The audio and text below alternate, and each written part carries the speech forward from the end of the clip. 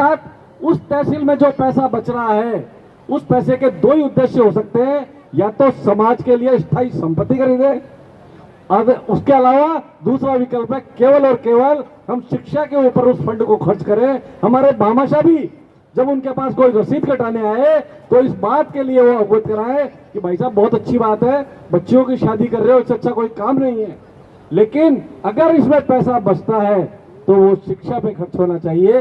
ये प्रेरणा लेकर के आप लोग जाएं और इसके लिए पैसा दें, तो मैं समझता हूं ये समाज के लिए बहुत महत्वपूर्ण बात होगी।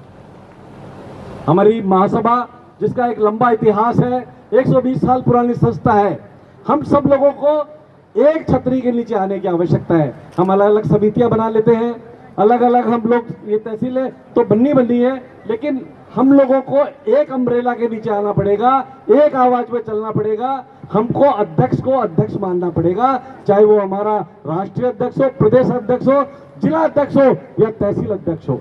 हमारे अध्यक्ष चुनने के अंदर आप पूरी मेहनत कीजिए, योग्य व्यक्ति को अध्यक्ष बनाइए, ऐसे व्यक्ति को अध्यक्ष बनाइए जो हमारे समाज को राह दिखा सके, हमारे समाज के विकास में महत्वपूर्ण काम कर सके।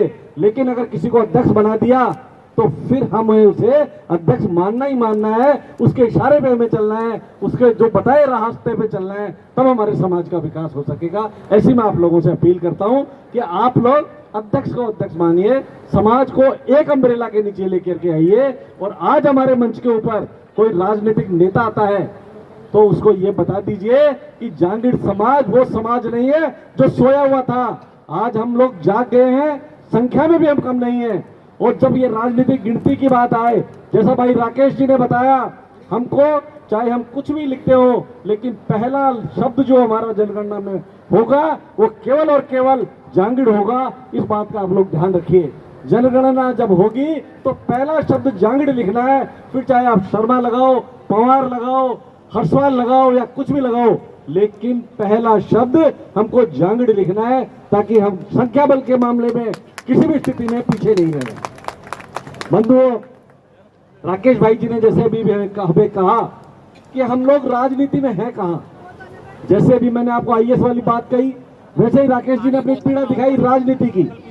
राकेश जी को हमने आज राजनीति के अंदर महासभा का, इनको राष्ट्रीय अध्यक्ष बना दिया।